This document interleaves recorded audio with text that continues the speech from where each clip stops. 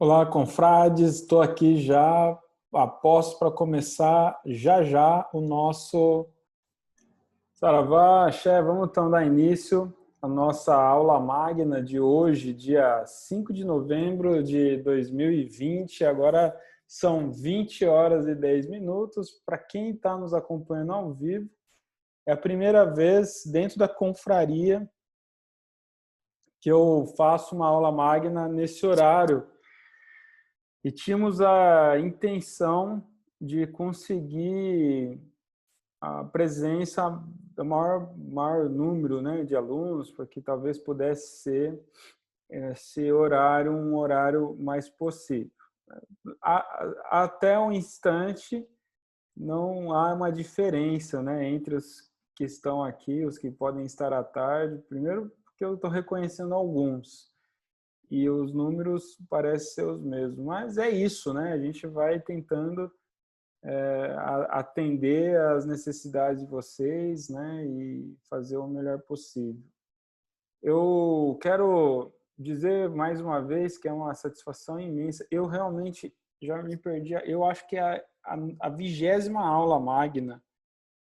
Vocês me dão licença para eu consultar? É isso mesmo? Vocês já receberam esses vídeos? Eu não tenho certeza. Tá tudo bem eu não ter certeza, viu? É tanta aula em outros lugares que a gente se perde, mas agora eu quero confirmar, porque...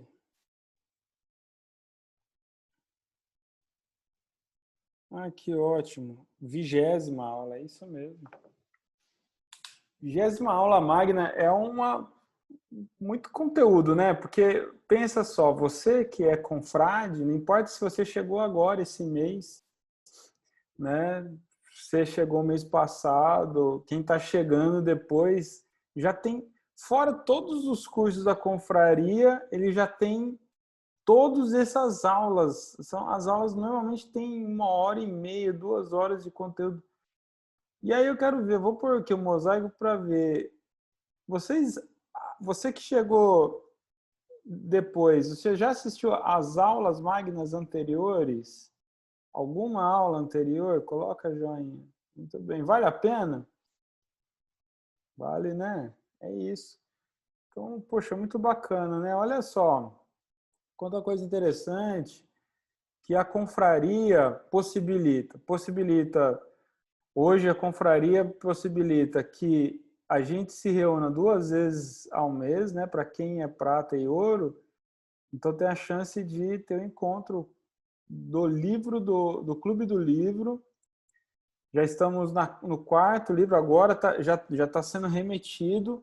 Não sei se alguns de vocês que já recebeu já a caixa desse mês de novembro, do ciclo de novembro, com os conteúdos, né? Então já com novembro já é o 5º livro já do Clube do Livro. Pensa se você fica 2 anos, de repente você tem 24 livros só de uma fonte, né? Só de um lugar, com essa curadoria, com a gente podendo se encontrar e discutir sobre isso, discutir também fora desse momento, mas também discutir dentro do Telegram.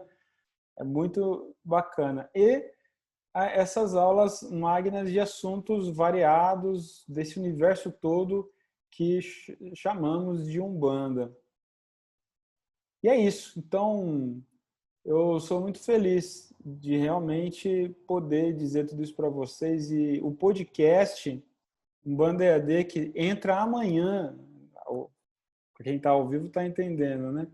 Nessa sexta-feira, dia 6 de novembro de 2020, entra a 10ª edição do podcast. Portanto, são 2 meses e meio já de podcast semanal. Você não imagina o quanto é loucura fazer uma edição por semana de um podcast no meio de tudo o resto. Achei que ia ser uma coisa super simples, super fácil. Pô, não é. E envolve uma logística nossa, envolve uma infraestrutura cada vez maior. E isso também só é possível por conta dessa confraria, né? Em termos de motivação, de que vocês são o público mais próximo, né, de mim, principalmente. Então, por conta desse convívio, desse retorno que eu tenho com vocês, é que eu vou entendendo que faz sentido, que parece ser necessário, vai dando uma bússola melhor e também economicamente, porque é da confraria que vai o subsídio para isso que impacta milhares de outras pessoas que nem fazem ideia, que estão ouvindo, estão acessando agora. A gente vai fazer um teste de, a partir da 12ª edição, se eu não me engano, vamos começar a transmitir também pelo YouTube a versão vídeo do podcast, né? Então, vamos ver como vai ser para quem gosta, né? Para quem gosta de ver, tem a possibilidade de assistir. Eu, particularmente, consumo muito podcast mesmo, diariamente. Eu ouço, enfim, não ouço rádio, né? E no trânsito o tempo todo eu estou ouvindo podcast, no banho eu estou ouvindo podcast, treinando eu estou ouvindo podcast de vários universos e eu ouço, portanto, no fone de ouvido, então não fico assistindo. Mas eu sei também que muitos podcasts muito bons que eu sigo têm a versão vídeo, algumas vezes já assisti, me inspirou também, falei, poxa, deve ser legal ter mais essa forma, mais conteúdo, enfim, e conforme foi indo, quem sabe, a versão vídeo tem umas coisas que não tem na versão áudio, a gente vai cada vez mais criando envolvimento com vocês. Eu precisava dizer tudo isso, obrigado por me permitirem dizer tudo isso agora, mas eu acho tão especial o contato com vocês, né? Ter esses encontros aqui, e essa é a hora de eu poder dizer, né? Poder falar para vocês o que significa, o que eu estou consciente, né? E vocês também poder entender que eu te vejo, te sinto, né? Nós não somos números aqui, não. Vocês são todos muito importantes e somam. O que eu acho mais importante aqui é que vocês tenham clareza e o sentimento real de comunidade. De alguma maneira, você elegeu a gente aqui a ser essa liderança, a construir esse legado que você faz parte, entende? Se nesse momento faz muito sentido para você, é muito importante, você consome tudo isso dá uma repercussão em você, sem que você queira, você também está construindo esse legado que é seu. E eu acho muito importante que você saiba disso, tá bom? Então, Cristina Porto, Denise Pacheco, Edna, Eliane Soares, Elizabeth da Silva, Eloneide, Fernanda Kanlowski, é isso? Será? Fernanda Radic, puxa, essas Fernanda tá com sobrenomes aqui confuso, aqui, pegadinha, né? Ione, NK, Joana, Joane Garcia, seria Joane, enfim. Juliana, Lena, Lilian, Liliane, Lohane, Luciana, Patrícia, Regina, Rony, Rosane Faria, Tiago Carvalho, Val, Vânia Porto, Ângela, Edna, Kátia, tamo junto. Estamos tudo junto aqui, tá? E é importante, todos vocês, se puderem deixar a câmera aberta, de vez em quando vocês vão aparecendo aqui, tá bom? Eu posso vê-los melhor também, porque eu tenho um monitor de retorno aqui onde eu vejo vocês, né? Quando tá aqui só eu aparecendo para você, aparece para mim vocês em outro ambiente. Então é legal poder ver, sentir vocês aí. É isso. Então, a magia é um assunto de muito interesse para um bandista. A gente fala que a magia é um universo comum a Umbanda, né, a umbandista, Isso não é muito claro, por que de fato podemos afirmar isso, e é um assunto que, muito em função da literatura internacional e as produções cinematográficas fantasiosas, nós temos uma perspectiva de magia muito, muito fora do que ela se propõe de fato. Então, eu posso dizer, e quase encurtar o assunto, dizendo assim, olha, a Umbanda é uma religião de magia. Pode causar confusão, porque a princípio pode até causar uma repulsa, dependendo do mindset, né? Da configuração mental, cultural que o indivíduo que está chegando à Umbanda está vindo. Por exemplo, se ele está vindo de uma perspectiva espírita mais ortodoxa e que tem estudado ali um pouco, ele vai, é provável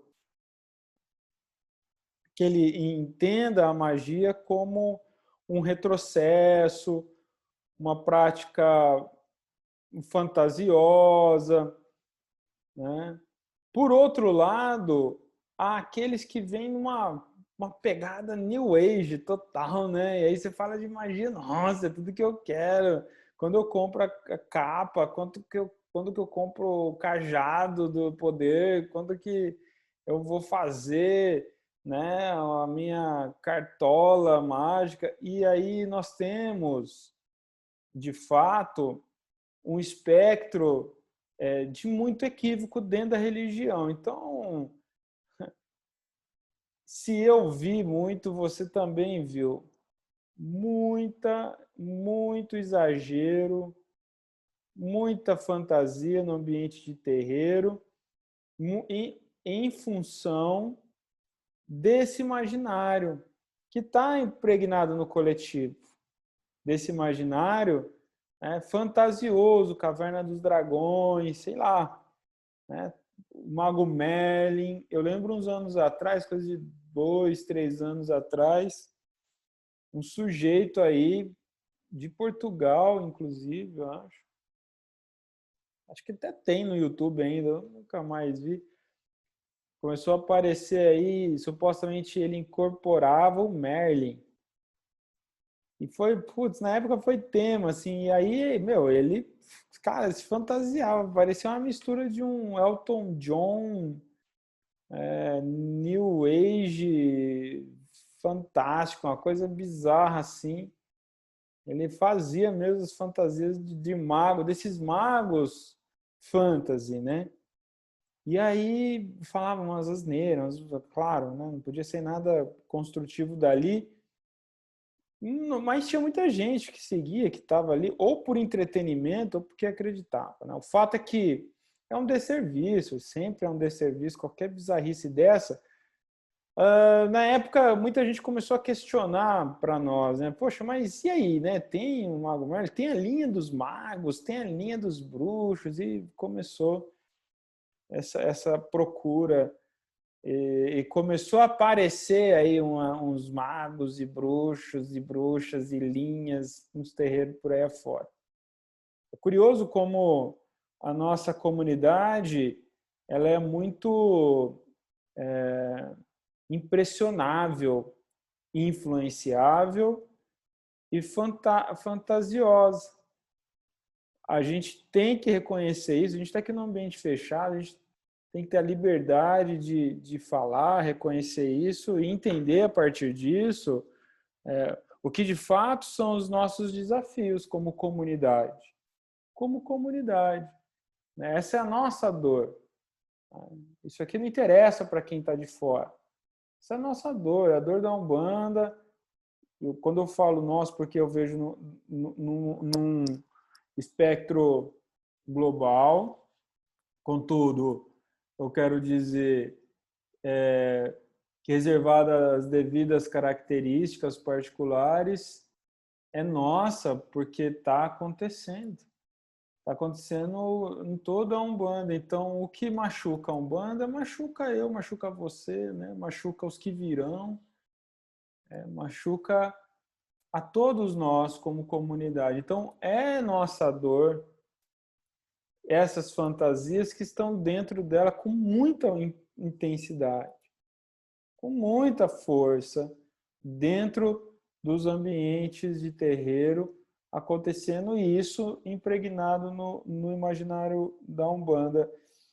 E aí, como que pode, né, o Merlin, incorporação que o Merlin é tipo Saci Pererê, né? O Merlin, ele faz parte de uma lenda, né? Ele não existiu, o Merlin, né?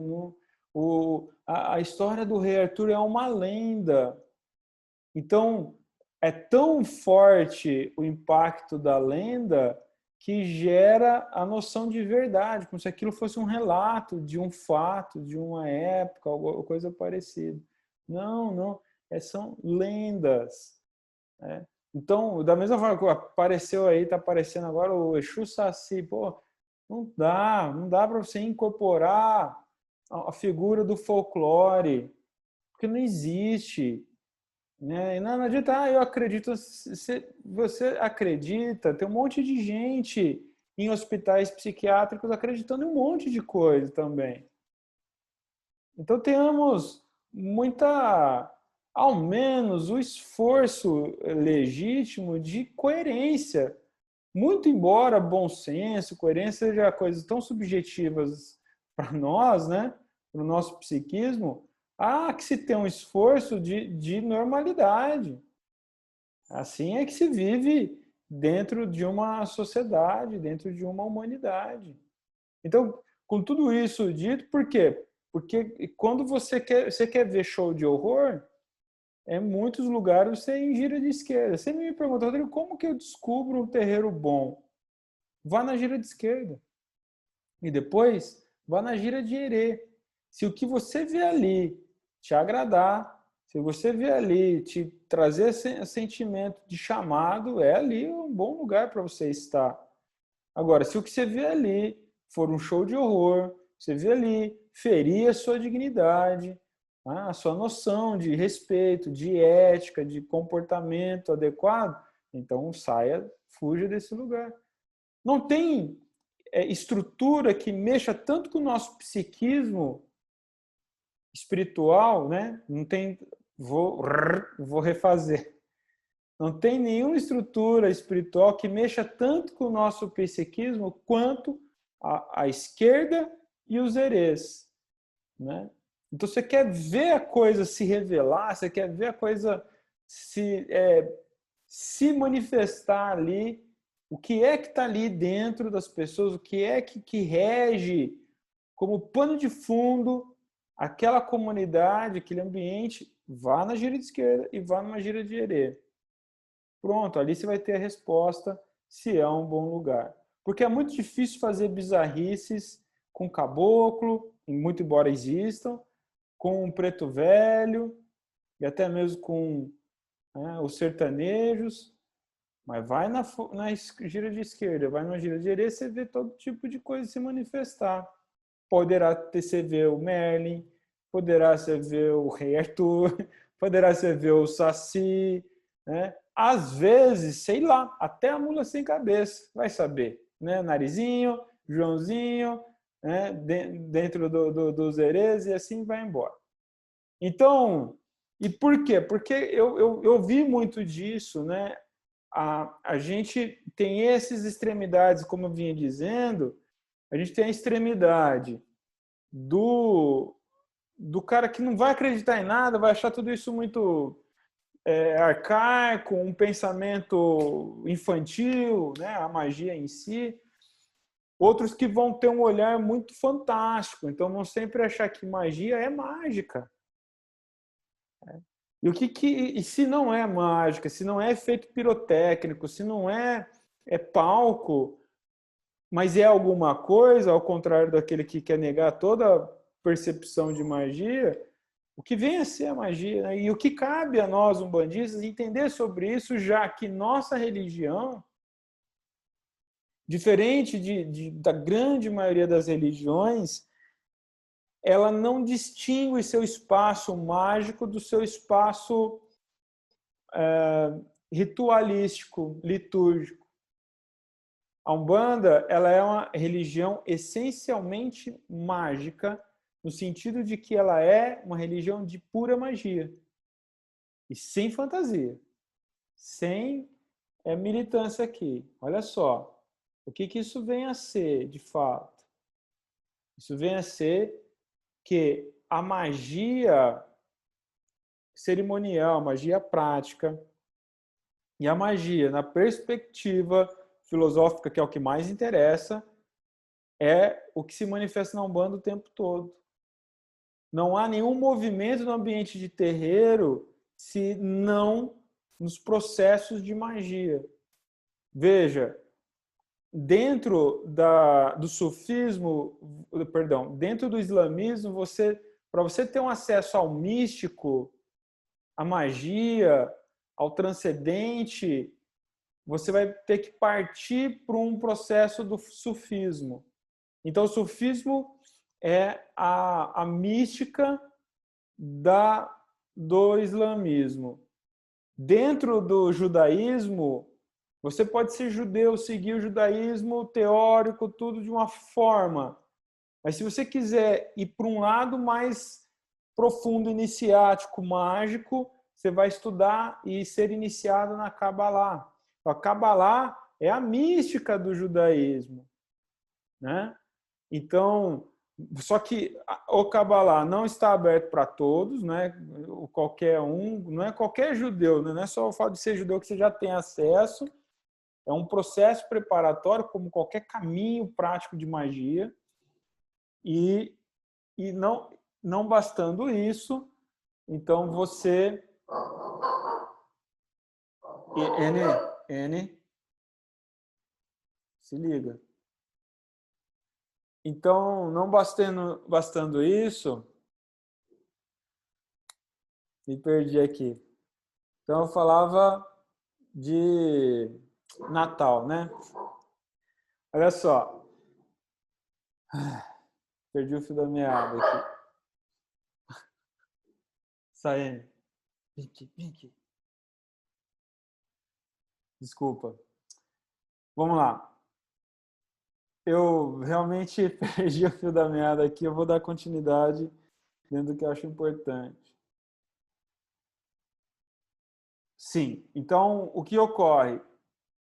Muitas outras religiões vai ter esse espaço, esse ambiente iniciático, né, de mística, enfim, reservado, muitas vezes cheio de muito mistério, né, reservado àqueles que são escolhidos, aqueles que passam por algum processo, né, assim como é a Kabbalah, o próprio sufismo também, para você entrar, ritualizar, entrar no processo, não basta ser seguidor da religião e pronto, né? Então existe a separação do que é religião, que é para a massa, o povo, e existe o que é mágico, que é para os especiais, né? Que é para poucos, para os escolhidos, para os preparados. E normalmente, em muitas outras culturas, e que não é a nossa brasileira, há aí uma manifestação muito forte do machismo muito grande, né? Então, você não vai ver a mulher judia sendo iniciada na Kabbalah, você não vai ver no sufismo a mulher sendo iniciada, e muitas outras. Um outro exemplo, né? Mais moda e coisa e tal, mas dentro das tradições religiosas da Índia, por exemplo, que a gente chama de hinduísmo, que é um conjunto, né? Um mix de tradições religiosas, o yoga é um processo de magia, um processo mágico, iniciático e místico dentro, né? É que o yoga, como chega aqui no Ocidente, como vai sendo manipulado, então tem muitas versões dele, né? Como prática para o bem-estar físico, mental e tudo mais, que você se concentra nos asanas, né? Se concentra em outro tipo de relação, Mas para o yogi mesmo, para as yoginis, é um processo iniciático. E é um processo, né? E há outras coisas dentro da Índia também, mais ainda próximo de uma magia prática, assim. Então a gente tem um imaginário de magia muito eurocêntrica, né, muito europeia, assim, e muito medieval, por sinal, né? Então quando a gente fala do bruxo, da bruxa, vem aquela figura da verruga no nariz, da vassoura, da roupa longa, do chapéu pontiagudo e tudo mais. Tudo isso faz ficar impregnado no nosso imaginário uma imagem, uma metáfora que nos traz confusão. E eu falo sempre, não sei se você já ouviu, né? Às vezes me questiona, Rodrigo, como você se identifica, né, enquanto sacerdote? Eu realmente me identifico como um sacerdote muito cético. E eu exerço isso mesmo, assim, é uma coisa que a vida me levou a isso. Eu já fui muito crédulo, né? Obviamente, meus primeiros anos dentro da religião eu era muito crédulo e isso foi se perdendo. Eu sou um homem de fé, mas credulidade é uma parada que não me apetece mais, né? Então é uma distinção. Enquanto homem de fé, quando eu iniciei os meus estudos de magia, que foi muito próximo com a filosofia, então uma porrada desafiadora, porque são dois extremos, né? Eu não sabia, mas eu estava configurando o meu cérebro de uma forma muito curiosa, né? Não perder a fé, não anular a credulidade, mas ser cético ao mesmo tempo na manutenção das possibilidades, né? Desse pluriverso que a gente existe, né? E não ficar aterrado à metodologia científica ortodoxa, ao pensamento dos pensadores às suas épocas, né? É muito comum dentro da filosofia. Não é o caso desses nossos filósofos brasileiros famosos, né? Cortella, Clovis, Karl, entre outros, que transcenderam. Mas tirando esses avatares aí que a gente tem hoje conhecimento, dentro do ambiente acadêmico, dentro da própria literatura, há tudo muito segmentado e tudo muito apaixonado por aqueles olhares, aquele pensamento fechado. Chega a ser uma coisa idiota até. Mas eu tinha que me esforçar muito, né?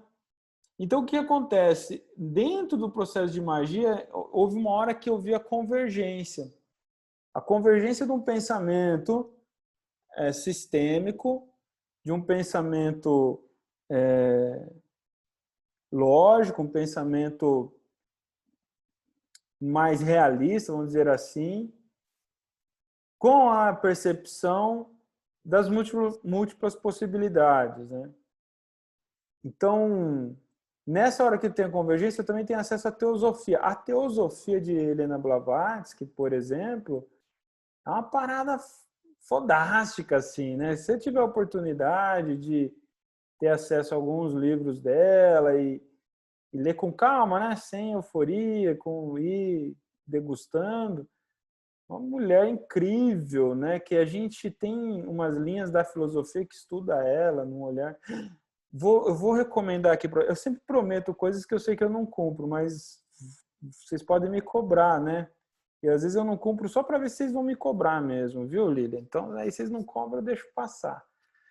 Aí, tô falando que eu tô vendo vocês, pô. Então, o que ocorre? A gente... Ficou vermelho, Lília? A gente tem uma professora de filosofia que abriu o canal no Instagram, tudo. Ela é incrível, já fui em palestra com ela, tudo. Ela é foda pra caramba. Chama Helena também. E ela é uma... Putz, ela estuda muito Blavatsky, fez uma peça agora, teatral. Eu vou mandar para vocês acompanharem e assistir alguns vídeos dela já. Aí vocês vão entender. Porque a teosofia é a tentativa de desenvolver o pensamento de Deus na sabedoria acessível. Olha que incrível, né? Que acesso do exercício da inteligência humana, da observação do comportamento do desenvolvimento humano. E a teosofia de Helena Blavatsky, pô, virou uma escola de magia. E por que virou uma escola de magia? Se a pegada não é a magia cerimonial. Quando eu falar magia cerimonial, entenda os rituais. Ritualística, entendeu?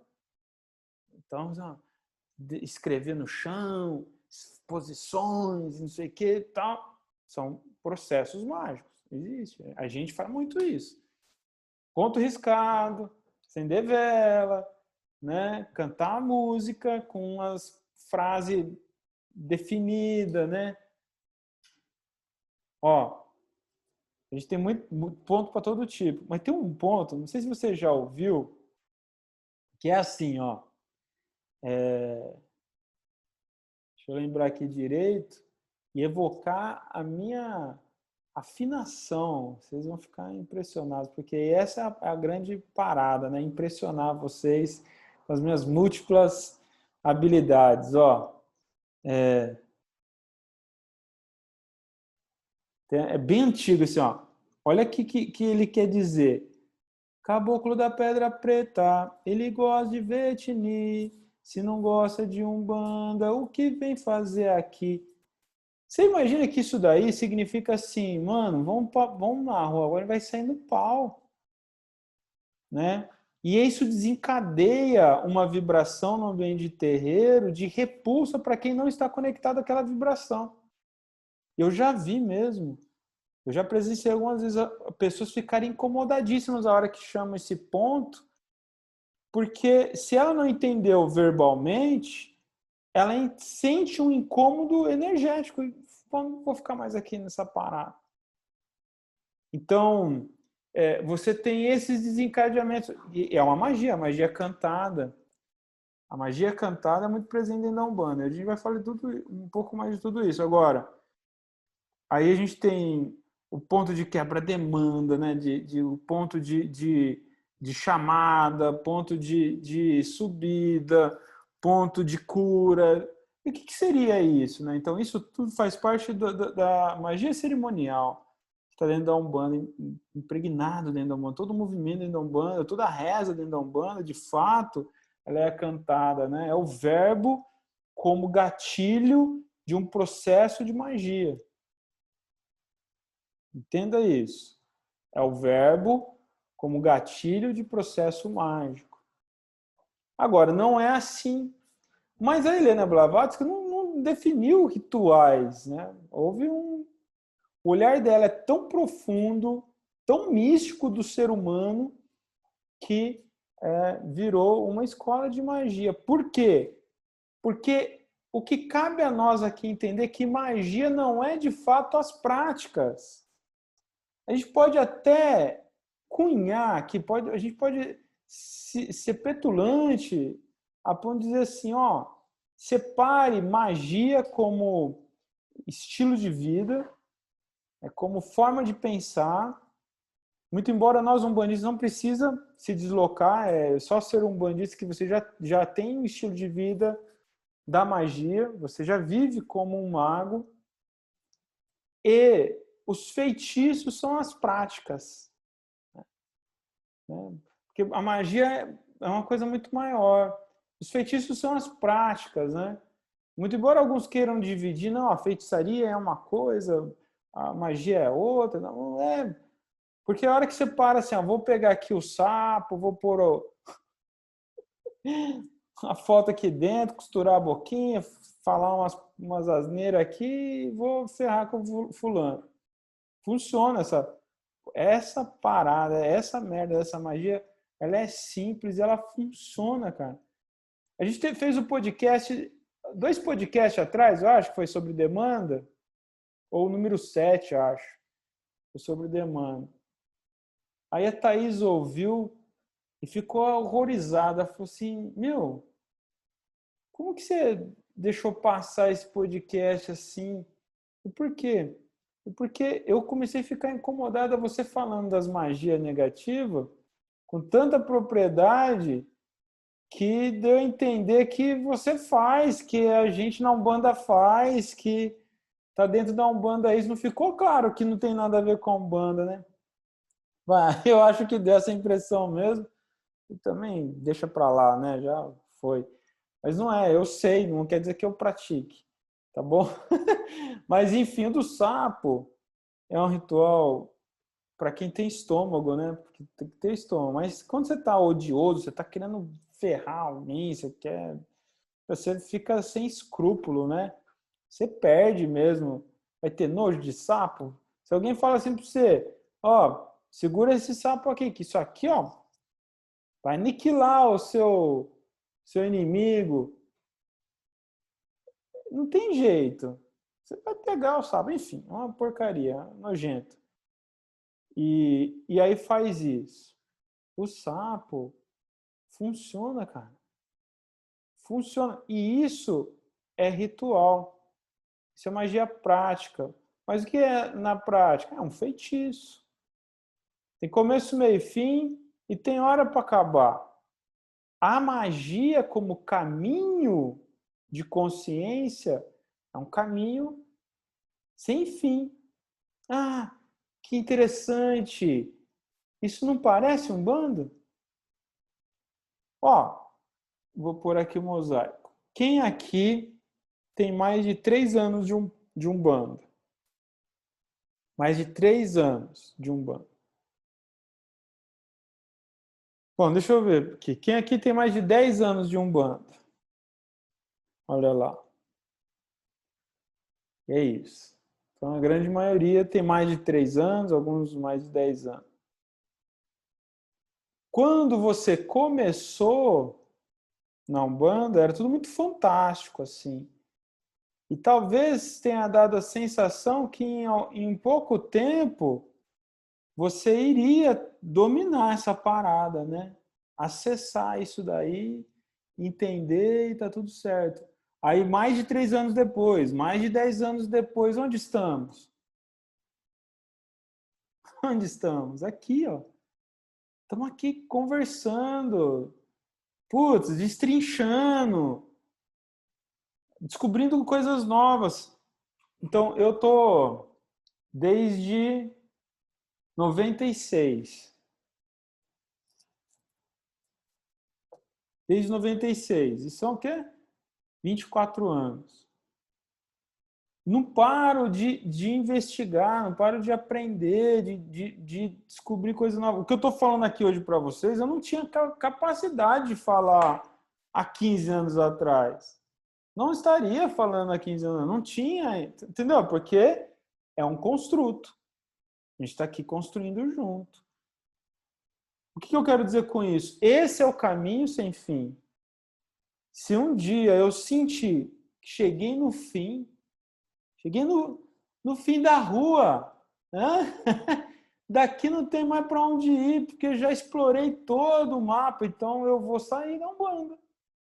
Eu vou largar a mão disso, porque, falando por mim, só faz sentido se eu conseguir todos os dias descortinar algo novo e isso me deixar cada vez mais entusiasmado, cada vez mais impressionado, né, e feliz por saber que eu posso explorar cada vez mais novos saberes dentro da religião, até porque quanto mais eu entendo da religião, mais eu entendo sobre mim. O que isso quer dizer? Magia. Caminho da magia. A magia é um caminho de consciência. Estudar magia é preparar, condicionar seu espírito, sua mente para se desdobrar a todo instante. Tá claro isso para você? Separar uma coisa da outra? Separar que existe os rituais mágicos existe a magia, que é caminho de consciência. Bom, e aí eu citei aqui para você, né, várias outras religiões e falei, ó, a mística é onde você tem contato com a essência. Muito embora a Umbanda não tenha, ó, é mentira, viu? Houve algumas tentativas, por exemplo, a Umbanda esotérica teve essa tentativa de criar todo um cenário, um imaginário dentro do seu ambiente. Eles sustentam isso até hoje, inclusive, de que existe a Umbanda de terreiro ali, mas existe uma parada oculta, velada, para os iniciados, vai atingir não sei que grau, blá, blá, blá. Muito embora eu respeite, mentira, é indiferente para mim, isso, nem respeito. Então, mas enfim, é uma galera, é um olhar, é uma forma de viver, pensar e sentir a Umbanda, e que é fake news, né? Porque é uma descaracterização da religião. Por que eu estou falando isso? E eu sei lá, se você é da Umbanda esotérica também, veio, sinto muito, também não sinto, mas essa é a minha verdade. Agora, o que eu quero dizer com isso?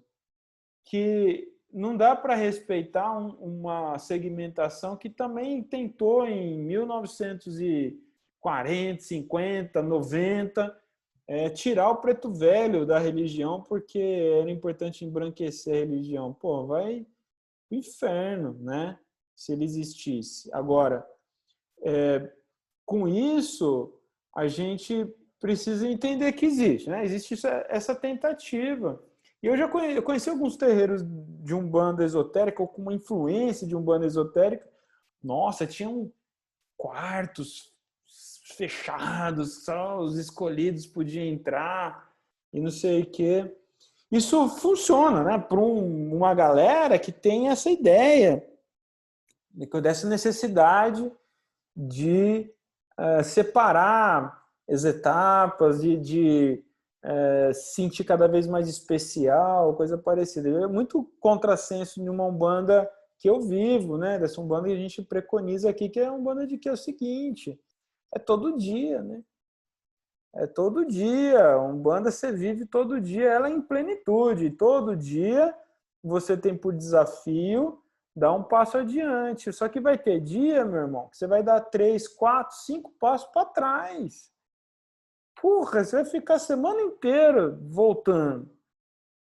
Tem dia que você vai pôr muita coisa a perder. E sabe qual é o barato? Tá tudo bem. Tá tudo bem, não há o que se penalizar. É só o tempo, né, que está passando e você fica muito nesse ciclo, dá um passo para frente, 5 para trás, um passo para frente, 5 para trás, perceba, você não sai do lugar. Mas a Umbanda também está te ensinando o tempo todo a andar para frente, a voar. Por que você não voa? Porque em algum lugar ainda há uma âncora muito pesada que você não solta, não desamarra, não tira a corrente e você não consegue alçar o voo necessário. Isso é uma possibilidade. E quando a gente vai se destravando, à medida que a gente vai tendo cada vez mais clareza de nós mesmos, você vai destravar a sua mente, você vai destravar o seu espírito à medida que você vai acessando essas outras camadas de si mesmo. E como eu acesso as minhas camadas? É estudo profundo, desapegado de verdade absoluta, contemplando as múltiplas possibilidades. Eu estou falando do quê? De magia ou de Umbanda agora? Né? Entendeu? Que esse é o ponto de convergência onde já não tem mais separação. Onde a Umbanda e magia são essencialmente a mesma coisa. E que os nossos colegas do passado tentaram criar tantos segmentos de escolas é porque havia uma perseguição, havia um desentendimento, haviam tempos sombrios. Quando você pensa em Papi, você pensa em Eliphas Levi, Aleister Crowley, Aleister é o cara do satanismo, mas tinha uma motivação lá, né? Era reaça contra o catolicismo. Entendem? Ah, vou criar o satanismo. Qual é o objetivo de criar o satanismo? Pôr no rabo do católico. É só isso que ele queria. É um problema. Mas é o Nietzsche, que na filosofia teve problema com o catolicismo, né? O Lutero teve problema com o catolicismo, montou o protestantismo. O catolicismo é o problema, né? Essa é a verdade. Né? É o motivador de grandes evoluções. E muitas escolas de magia surgem por contraponto à igreja e muitas outras surgem no porão da igreja. E sem entrar em teoria da conspiração, há um segmento dentro da igreja católica, não me interessa a igreja católica, mas é só a título de curiosidade, há uma dimensão ali muito mística, e o exorcismo que está voltando, né? Está voltando. Caramba, está voltando práticas exorcistas, está ficando cada vez mais popular exorcismo. Fala que loucura que é uma parada dessa. Mas, enfim, é pura magia. Para você estudar o exorcismo, para um padre que quer ser um exorcista, ele tem que levar em consideração um monte de coisa que não vai poder ser dito no púlpito. Não vai poder ser dito na homilia, porque são conhecimentos iniciáticos, ocultos, fechados, magia. Magia no modelo medieval, mas não magia para Umbanda. Porque para Umbanda a magia não tem mais temporalidade, não tem mais perseguição. A Umbanda é muito revolucionária nesse sentido. Há anos eu falo, a Umbanda é a religião de contrafluxo, é uma religião revolucionária, e não tem nada de bonzinha nela, quando se trata de posicionamento. Posicionamento religioso, né? A religião enquanto religião, no meio do leque de religiões que existem, a Umbanda é bastante arrogante. Só não vê quem não quer. Ela é do nível assim para deixar todo mundo muito puto. Por quê? Porque não há nada velado. Muito embora tenha se criado um comportamento dentro da religião de criar muito mistério, né? Talvez o que trouxe a maioria de vocês aqui para a confraria, as perguntas sem resposta, as respostas postergadas para um dia que você puder, ou as respostas que também não tem pé nem cabeça, né? As ameaças, né? O contrassenso. Então, isso se criou então essa ideia que tem a hora certa para você saber das coisas, que não sei o que é mistério, que é dom, que é extraordinário. Na verdade, quem não sabe, não sabe. Quem não sabe, não dá conta de saber mesmo. Quem tem os que não sabem, inventa que sabe, mas cria o discurso do medo, faz um monte de bobagem, cria um enredo de medo, aprisiona as pessoas, os incautos, fragilizados no campo da fé, nas suas necessidades espirituais, e fica ali naqueles ambientes esquisitos. Então, infelizmente, isso existe dentro da Umbanda, é uma das nossas dores, maiores dores também, mas que não faz sentido, não tem nada a ver com a religião. Não tem nada a ver com a essência dela, não tem nada a ver com o que preconiza os espíritos que eles tentam nos ensinar. Então, o que eu quero dizer? O que eu estou dizendo com tudo isso? A Umbanda é essa religião de caminho de iniciação, autoconhecimento. Qualquer escola de magia que você estudar, você vai ter o acesso a isso. Ao resumo da ópera, aqui é um caminho, um conjunto de pensamentos, reflexões, saberes, para que isso traga em você um impacto no despertar de uma consciência maior sobre você mesmo. Isso é autoconhecimento. Porque quando você atinge a si mesmo, então você entendeu qual é a malandragem de estar aqui agora. Enquanto você está preocupado com o outro, você está vivendo a vida do outro, Você está se ofendendo pelo outro, se machucando pelo que o outro diz, pensa, fala, faz. Você ainda está longe de você. E nesse distanciamento seu de si mesmo, você está longe de ser Umbanda. Você pode conviver com a Umbanda. Ser Umbanda é perceber isso que a gente está falando aqui. É sacar isso num nível não tão claro, não precisa ter tantas palavras lógicas assim definidas, mas você sacar que a Umbanda está te proporcionando um encontro maior com você, está te proporcionando descobrir coisas maiores em si mesmo. E isso está te trazendo mais autonomia, isso está te trazendo mais segurança, isso está te trazendo mais bem-estar, isso está te trazendo mais decisões assertivas, e aí você vai percebendo que você está se desenvolvendo como indivíduo. Isso é magia. Percebe? Ah, puxa vida, eu tenho um parente que está doente, eu quero fazer alguma coisa para ajudar ele. Aí a gente sabe fazer mironga. Fazer mironga é o feitiço, é a magia prática. Então eu vou pegar aqui a vela, vou pegar a pemba, vou pegar o nome, vou pegar o endereço, vou pegar a erva, vou pegar o líquido, vou pegar o incenso, vou misturar, vou fazer aqui um ritual que eu aprendi numa caixa mística qualquer e pá! Faz a mironga. A magia prática, magia cerimonial, a macumba, o que você quiser chamar.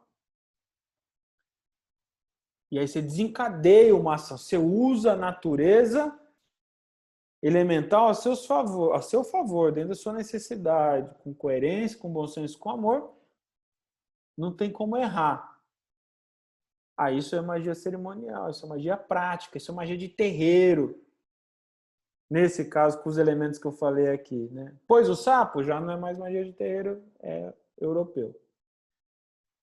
Então, com isso dito, a gente compreende o que o umbandista precisa saber, que há uma distância muito grande entre o imaginário, a fantasia criada em torno do conceito, termo, ideia de magia e mago, e entender que o que acontece na Umbanda é todo um ritual mágico. Você entrou na gira de Umbanda, tudo ali é magia. Prática cerimonial.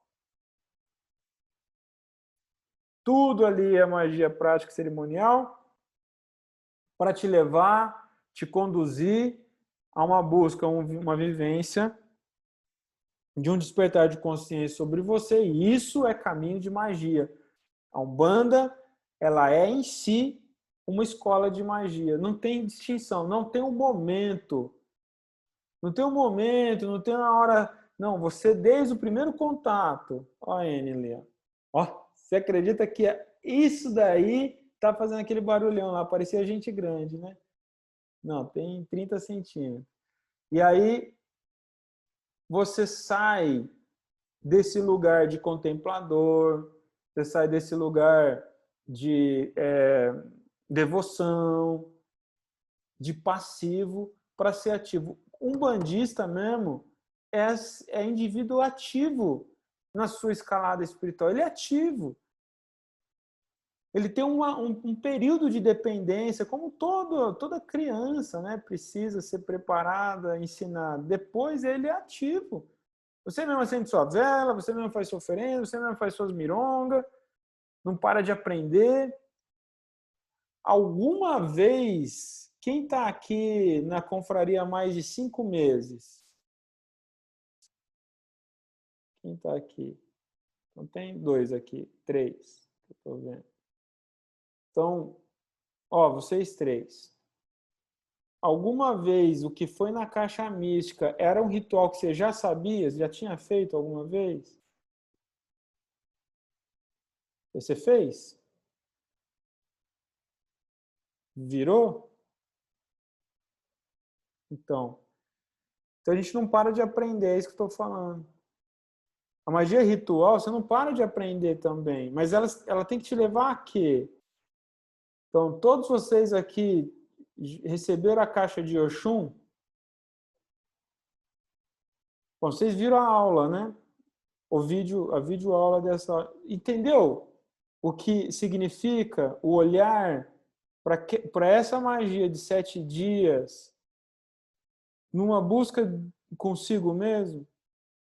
Então, é um ritual prático, tipicamente de terreiro, mas com clareza. Nesse momento, nós temos essa clareza de entender. Eu vou fazer esse ritual, vou chamar o orixá, vou ativar uma força elemental, mas com o objetivo claro de um desdobramento sobre eu mesmo. Isso é claro, nem sempre isso é claro.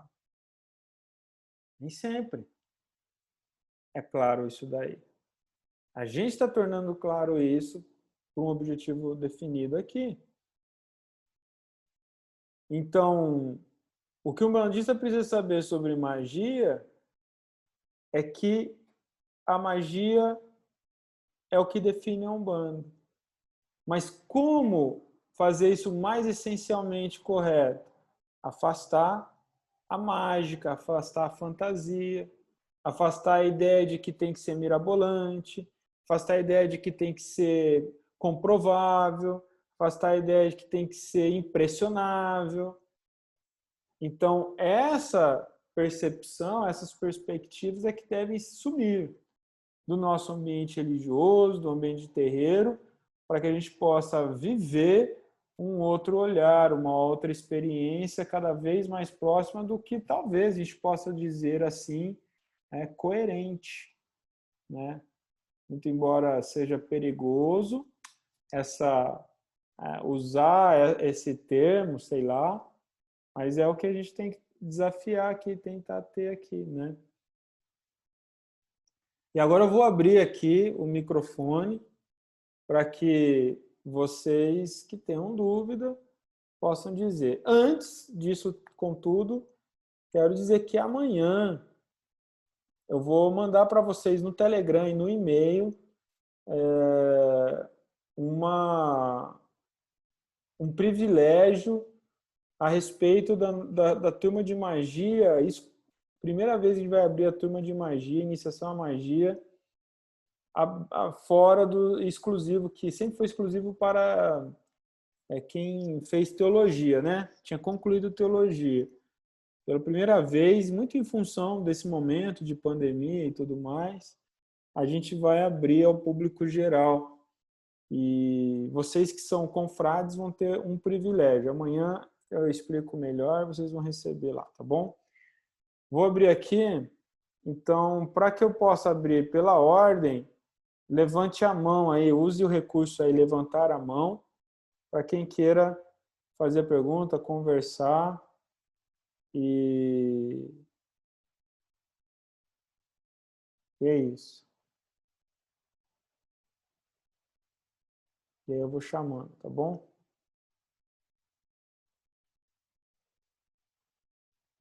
A Vânia.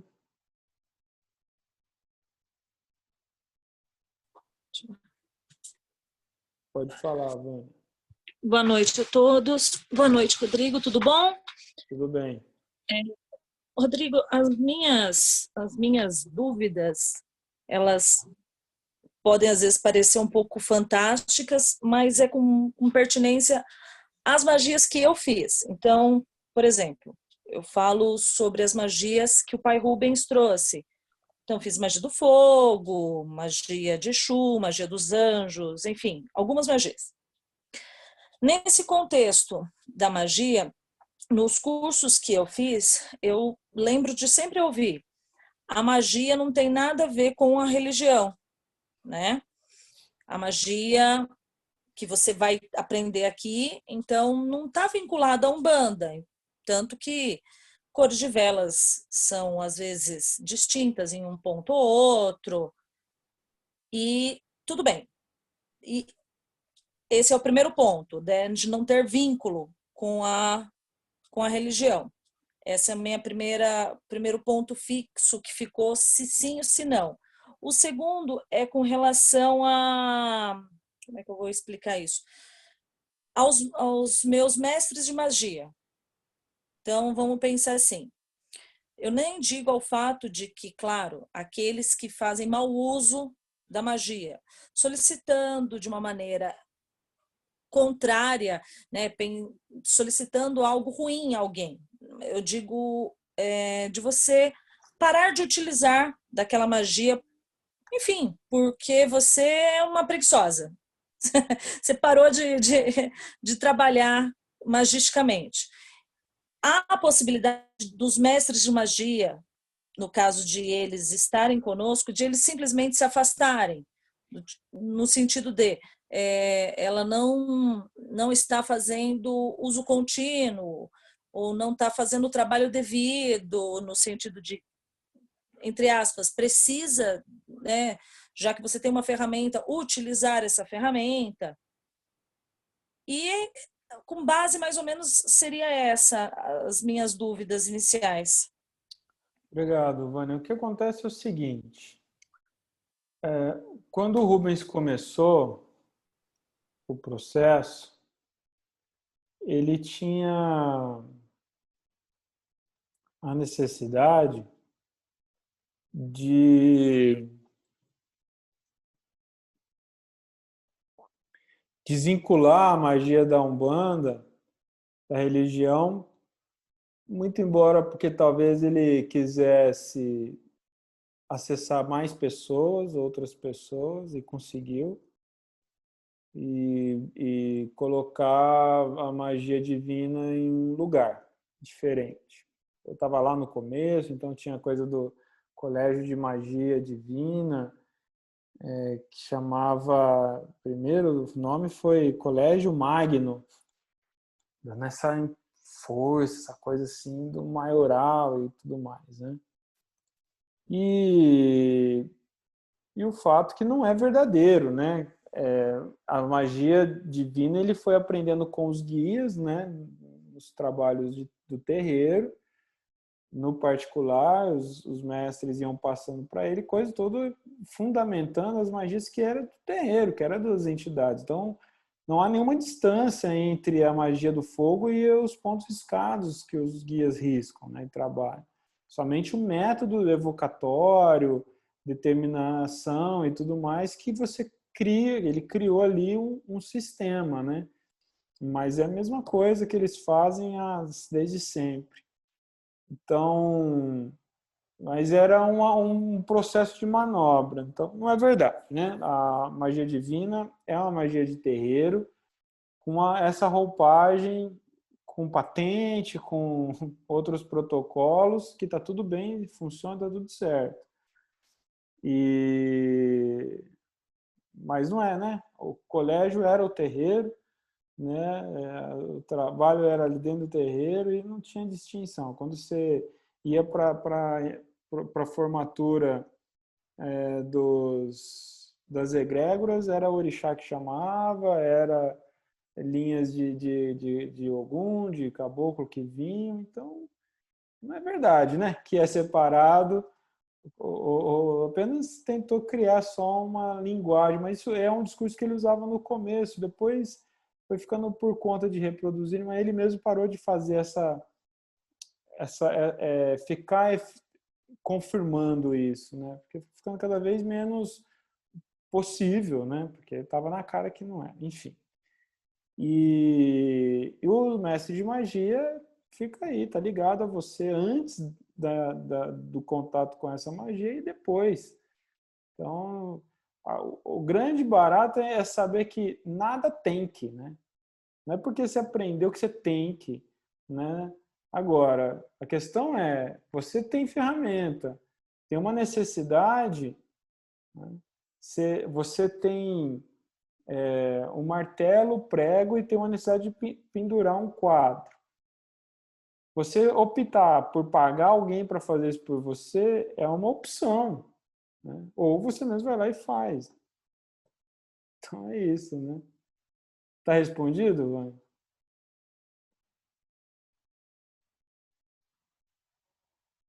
Chamando a Edna aqui, pode ativar o seu som.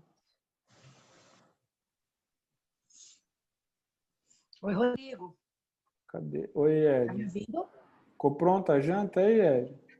Ah, tu tava vendo fazer a janta, é? É. Fazer o quê, né? Mas o que saiu aí? O que saiu aí? Saiu uma macarronada com molhinho. Olha, macarronada é bom, né? Macarrãozinho integral. Olha só que delícia. Faz parte. Vamos lá. Bom, teriam duas perguntas, Rodrigo. Uma delas é se o curso é o mesmo Magia Real que saiu primeiro, que eu fiz já, inclusive com o Alexandre. Se vai ter alguma coisa de diferente ou se é o mesmo curso.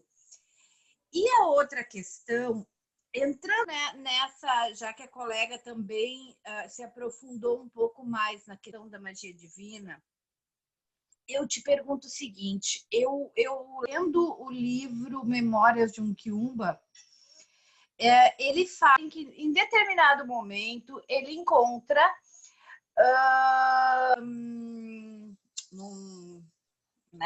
nas zonas negativas lá um espírito que dá a entender ser um pai de santo que tem vários símbolos. E ele pergunta o que é explicado a ele que é algo referente, né, a iniciado em magias. E aí ele pergunta por que continuam mantendo ele lá, e respondem para ele que através dos símbolos eles alcançam outros magos. Eu não sei se tu pode falar ou não algo nesse sentido aqui, né? O que envolve isso? Essa era a minha pergunta. É uma pergunta muito específica de quem leu ou está lendo esse livro, né? Então, eu só vou dizer que ali está claro, né? Significa que quando a gente desencarna, a gente leva as nossas iniciações com a gente leva os símbolos mágicos que a gente foi consagrado, iniciado, e isso tem o seu poder de desdobramento. E que não, ali mas a questão da pergunta em si, Rodrigo, seria a questão de, através dos símbolos de um mago que caiu nas trevas, dele alcançar outros magos. Tipo, seriam magos também que tivessem no negativo ou qualquer situação? Acho que é o que ele quer dizer ali, é o que está na mesma frequência que ele, enfim. Mas é uma ficção, né? É uma ficção que está tentando ilustrar uma moral da história. Não se apega a detalhes assim, não, em romance mediúnico. Essa é uma recomendação muito importante, tá? Qual era a questão primeiro? Não, essa parte eu procuro tomar um pouco de cuidado nisso. Me chamou a atenção por ser uma literatura que não é do Rubens, mas que muitas coisas se encaixam, né, dentro daquilo claro, que a gente ele tem é um aprendido. iniciado na magia também, o Usher, né?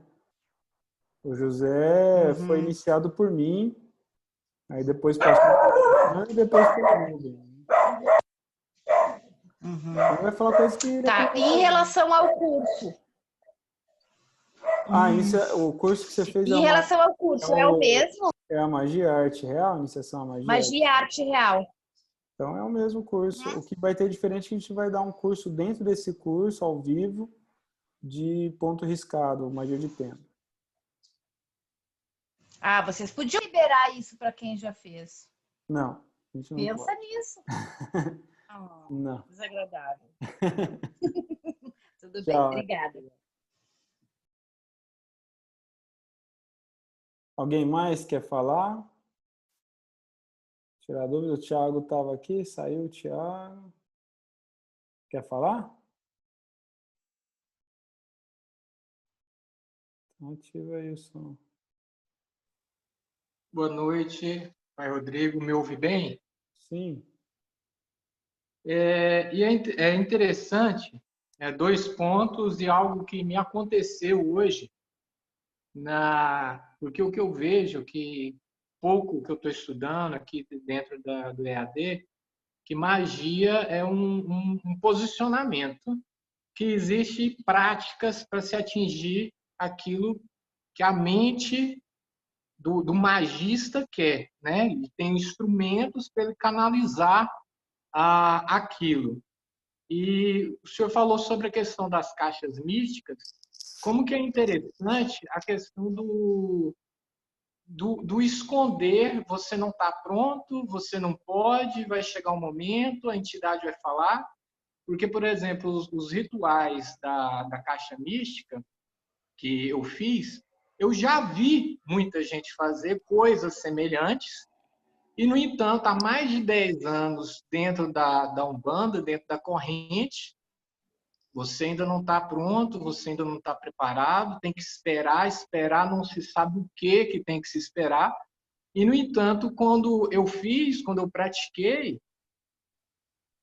tranquilo, né? O mundo não caiu, eu não caí para trás, nada demais aconteceu, ao contrário, me senti muito bem. Estou até E falando aqui, sobreviveu. tô vivo.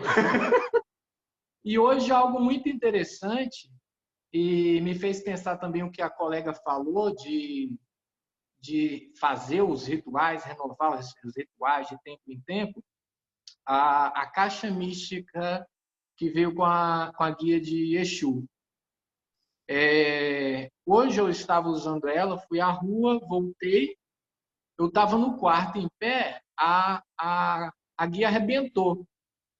Caiu tudo no chão, na hora eu olhei, falei Exu, né? Falei Laroia, Exu, Mojubá, olhei, fixei e pensei, e agora?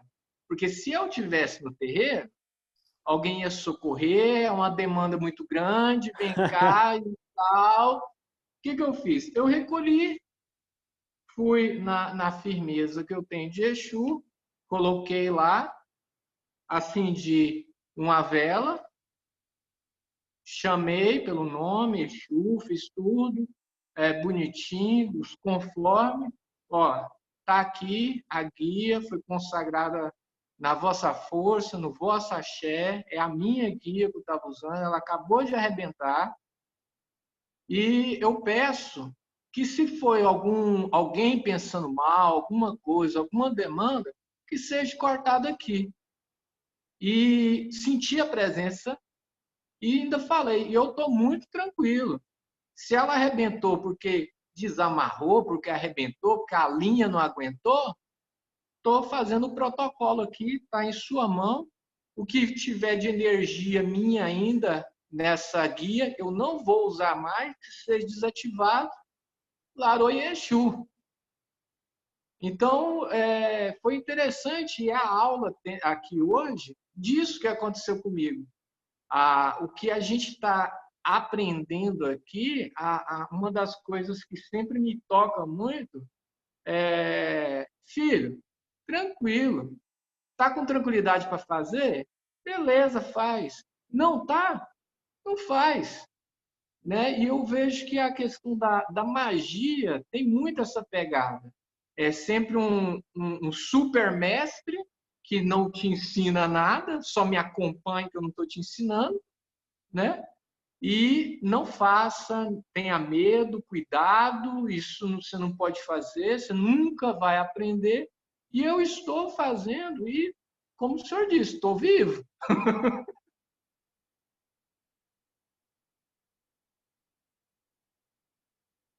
Ô, Tiago, muito obrigado pelo relato e tão especial esse seu relato, né? Porque você é a voz de muita, muita gente que passa ou passou por isso, né? Assim como eu um dia, mas tem muitos que estão vivendo isso ainda, que estão tentando sair desse ciclo. Que bom saber que está te atingindo e você mostrou agora, com suas palavras, o que eu venho dizendo sobre autonomia espiritual. Então, deu para entender? Todos vocês conseguiram entender o que se trata quando eu falo autonomia espiritual?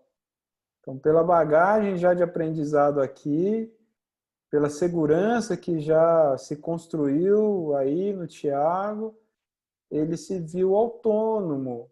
Quebrou minha guia, não estou no terreiro. Alguém me socorreria com até uma pitada de fantasia. Então, o que eu faço? Eu vou lá, eu faço o protocolo, que já aprendi. Levar lá, vou dar para quem que é de direito, que tome conta, tá ali para isso, pô. Né? Então, isso é autonomia espiritual. Você ter conhecimento, você precisa se esforçar, você tem que ir atrás do conhecimento, você vai estudar, você vai aprender, você vai testar e vai construir uma maturidade. Pronto, diante de uma situação dessa, nova, você sabe agir. É a primeira vez, então é novo. E você soube agir. É disso que eu estou falando aqui sempre. Não é saber repetir o ritual da caixa que um dia você fez. Não. Uhum. No inusitado, o que eu faço? Agora eu consigo recrutar toda a minha bagagem de saberes e experiência e fazer algo completamente genuíno, mas que não necessariamente eu aprendi tecnicamente em algum lugar, mas eu sei que é isso que eu tenho que fazer. Então, isso é autonomia espiritual. Parabéns, viu, Thiago? Obrigado demais por compartilhar. No campo das escolas de magia também tem muito disso, né? Essa mentalidade hierárquica é algo muito antigo na nossa sociedade, na nossa humanidade. E tem um objetivo de controle. Isso é muito forte ainda dentro da perspectiva catolicista. Por isso que vai ser muito forte dentro da Umbanda também, que tem uma influência muito grande, né? A Umbanda tem uma influência aqui, principalmente no estado de São Paulo, tudo, tem uma influência de uma postura militar e católica, né? Então, a gente vai ter uma necessidade de romper com tudo isso e se reinventar nesse processo também, tá bom? Perfeito?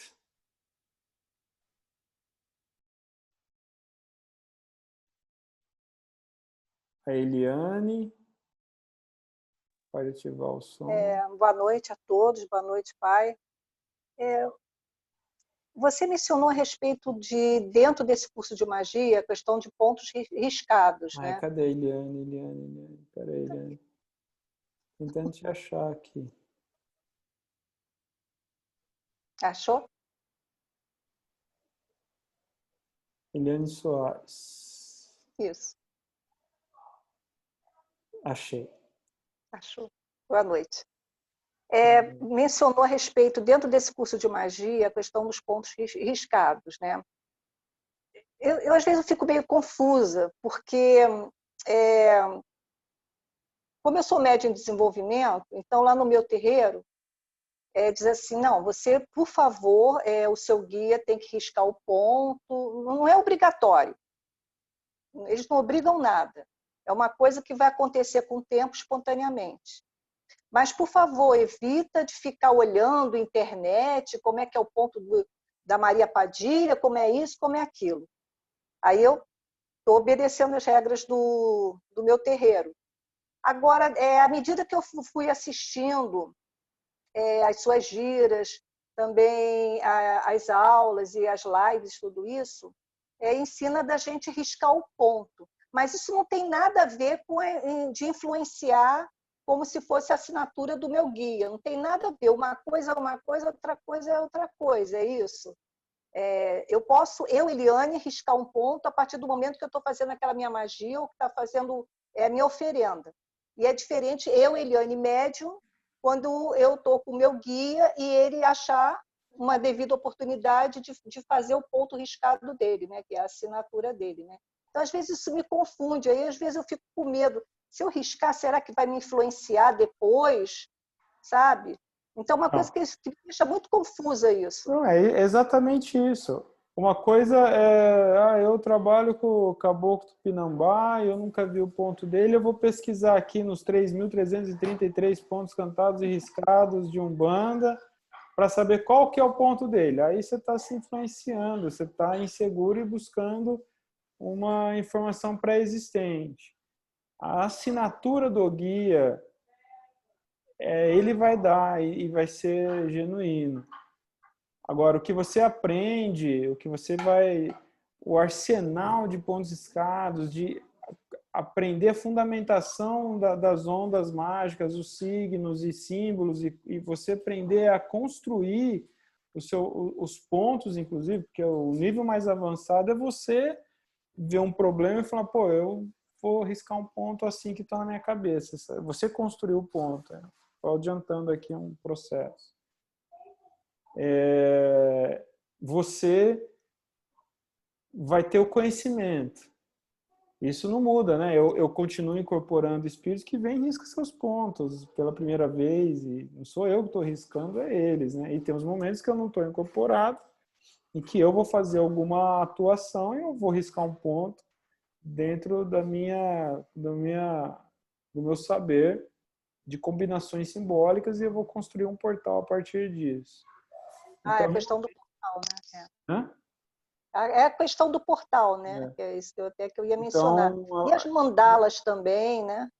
então não confunda, né? Uma coisa é quando você tiver incorporado, outra coisa é você seguindo uma receita, né? Porque até então vocês estão seguindo receitas, né? Tá pronto.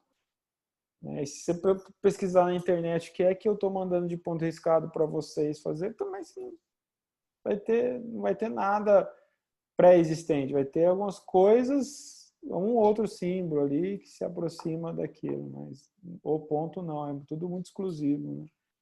Uhum. E é Tá. isso. Tá bom. Tá bom? Obrigada. Então, quando você recebe o ponto de caboclo, é um ponto universal. Não dá para o seu caboclo não vai riscar esse ponto, porque é universal, não é dele. Nem de caboclo nenhum, é para a linha de trabalho. Mas se você quer riscar, né, tiver autorização, riscar no terreiro para sustentar a gira de caboclo, pode. Para poder você riscar ele e chamar o seu caboclo, pode. Agora, eu tô com o caboclo aqui, Guaraci, ele vai riscar o ponto. Não vai ser esse mesmo ponto. Ah, mas vai ter uma flechinha, vai ter uma estrelinha? Muito provável, porque a maioria vai ter, entendeu? Então chega uma hora que a gente não sabe até onde a gente está sendo influenciado ou não. O importante é que faça sentido, né? Funcione. Tá bom? Tá bom. Tudo bem. Obrigada, boa noite. Eu sei que não é fácil e não dá para introjetar isso, nem é a minha ideia. Se eu pudesse, talvez eu fizesse, mas de vocês desenvolverem, de fato, uma postura de se permitir. A gente tem a gente foi condicionado antes da Umbanda e depois dentro da Umbanda a um pensamento de muita subjugação para tudo, né? De muito medo, então o imaginário de espírito, de queda, de treva, de obsessor, essa merda toda, isso deixa a gente muito medroso. Não estou falando para você, não confunda, isso não é uma banalização, mas você está diante um ensinamento que vem de uma fonte segura para você, se permita, sem senão, se joga, se aventura, porque é igual o relato do Tiago, é nessa hora que você vai ver, porra, tô vivo. Nossa, não aconteceu nada. E o pior, foi bom, né? Então, o pior que vai acontecer com você é ser bom, né? É dar certo, é dar tudo certo, né? E a gente precisa ter esse espírito mais científico com as coisas da espiritualidade, de investigar. A gente não chegou a muitas conclusões só observando, esperando alguém autorizar. Muito pelo contrário, né? Então é isso. Alguém mais gostaria de dizer algo, independente do assunto, que tenha aí uma dúvida geral, de algum curso específico?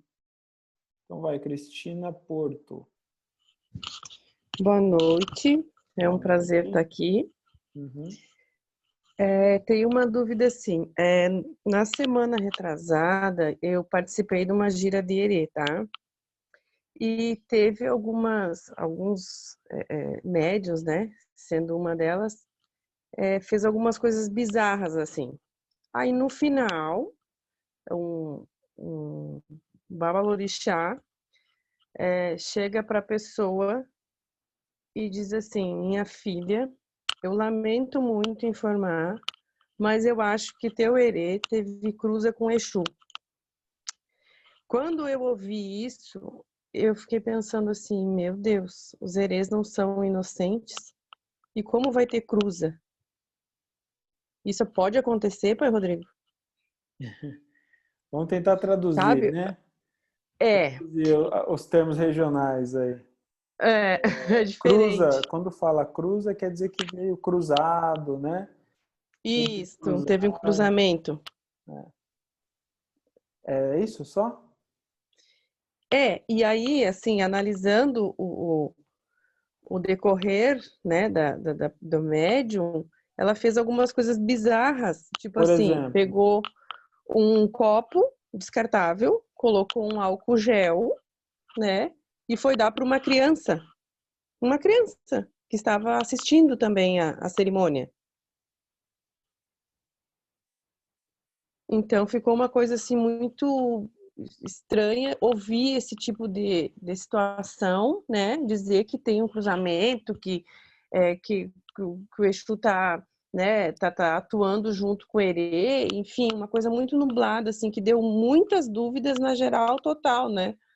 E isso acontece, isso tem fundamento, no meu conhecimento até então, né, das aulas que eu já assisti, que os livros que eu já li, eu nunca ouvi falar né, um quesito desses. Isso acontece? vamos lá. Ai, ai. É muita coisa, né? A questão é o seguinte: não há nenhum problema o herê cruzar com o Exu. O maior Uhum, problema desse discurso é querer dizer que um comportamento inaceitável possa ser Exu culpabilizado por isso, né? Como se a influência de Exu fosse uma má influência. Como se o herê cruzado, eu mesmo influenciado, o caboclo cruzado é quando vai fazer as coisas bizarras. Então isso vai ser argumentado que é culpa do Exu. Então o Exu está nesse imaginário no lugar do errante, no lugar do delinquente, no lugar do inadequado, enfim. Então ele é só um objeto de desculpa para aquilo que ainda não se aprendeu, não se entendeu, não se desenvolveu. E Exu não tem absolutamente nenhuma relação com isso, não tem nada a ver com isso. A médium sim. está com problema nessa sua dinâmica mediúnica e nem é culpa do herê, porque o herê traquina está longe de ser um criminoso, né? Está longe de ser Sim. um assassino, como colocar álcool gel e oferecer para outra criança. Isso poderia dar uma complicação gástrica terrível, perigosíssima. Poderia, sei lá, cair uma faísca de uma vela, aquilo pegar fogo. Então, essa delinquência, essa incoerência não tem nada a ver com o espírito. Só tem a ver com esse Com a imaginário pessoa. inadequado, essa disfunção, essa má formação comportamental desse indivíduo. Então, o que acontece aí? Esse médium está fora da caixinha, está inadequado, e talvez porque foi mal preparado mesmo. Ou é um indivíduo que está precisando Sim. chamar atenção, enfim, são coisas no universo mais do comportamento e das emoções psicológicas do que propriamente mediúnica, né? E Sim. talvez o próprio sacerdote sabe que também não fez o seu papel de formar bem esse indivíduo, de preparar, de amadurecer esse indivíduo no comportamento e na mediunidade. E aí, para dar a desculpa generalizada, ele usa esse recurso, porque ou ele acredita nisso mesmo, que eu acho pouco provável, porque os mais antigos usam muito esse recurso. Quando chega um médium Sim. exagerado, errado, torto, confuso, usa sempre isso, você precisa doutrinar o guia, você precisa conversar com esse Exu, você precisa doutrinar o Exu. O caboclo está cruzado com o Exu e tal, só para poder um tiro pela culatra, assim, entendeu? Mas assim, com base no que o senhor comentou hoje, que a gente tem que se descobrir, aquela coisa toda, no meu entendimento, falta a médium em si rever seus valores, se ver internamente o que está acontecendo, né, para depois ela ir para um grau assim mais avançado. no meu ver, né? A médium... se descobrir, Sim. ver quais são as suas falhas, suas dificuldades, ver o que pode se moldar, o que pode melhorar, entende? Então, assim, acho que é uma mistura, ali misturou tudo e ficou uma situação assim, muito constrangedora para quem estava assistindo, né? Claro. A É uma médium coisa precisa de bem... ajuda, mas talvez ela só queira chamar a Não. atenção. Então, tem muita coisa aí para observar, né? A gente não tem que fazer juízo de valor, porque é complicado, eu nem estava lá. Mas olhando, Sim. baseado no seu relato, é uma médium que precisa de ajuda, é um pai de santo que precisa de mais preparo e um terreiro que está vulnerável, né? Está muito sujeito a esse tipo de comportamento e é algo muito perigoso. Redobre sua atenção quando você for beber alguma coisa Com certeza. de alguma entidade, tá bom? Com certeza. Muito obrigada.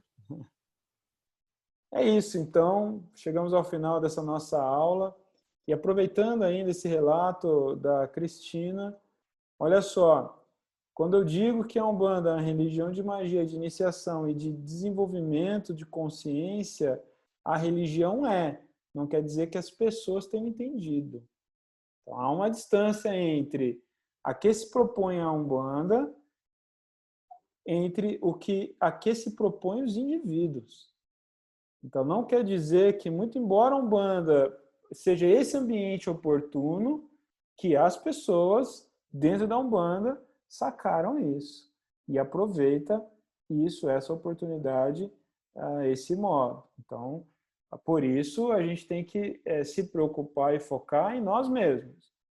Pense só sobre você, esqueça o outro. Observe o comportamento do outro, o distanciamento, os equívocos do outro, mas o que interessa aqui é você e, quando oportuno, como você vai contagiar e vai colaborar para também, de forma assertiva, com o seu meio, com as pessoas à sua volta, com o seu terreiro, com os seus amigos e seus familiares e tudo mais, mas sem cobrar isso dos outros ou cobrar que os coleguinhas, né, estejam no mesmo momento que você. Nesse momento, eu só vejo você aqui, né? Ó, eu vejo a Cristina, eu vejo a Denise, a Edna, a Elizabeth, a Eliane, a Lena, o Tiago e todos vocês. Eu só vejo vocês, vocês estão sozinhos, é cada um aqui por si e nós aqui por todos, tá bom? Então, pense só muito sobre isso, também a noção de que, enquanto magia é um caminho de consciência, esse é um caminho solitário. Muito embora estejamos aqui juntos, isso é uma oportunidade que a gente cria para nós, mas é um caminho muito pessoal, íntimo e solitário. A gente pode se ajudar, mas o resultado é você com você mesmo, tá bom? Grandíssimo abraço, muito, muito grato pela sua atenção, sua presença mais uma vez. Pudemos estar juntos e compartilhar e desfrutar da nossa companhia e dessa oportunidade. A Umbanda é linda, a Umbanda é magia, magia é Umbanda, e muita coisa boa vem por aí. E até a nossa próxima aula, nosso próximo encontro. E vem aí, não sei se você já se matriculou, a Semana da Magia, que começa dia 17, tá bom? Axé, Saravá, Mojubá, excelente noite, bom final de semana para vocês. Valeu!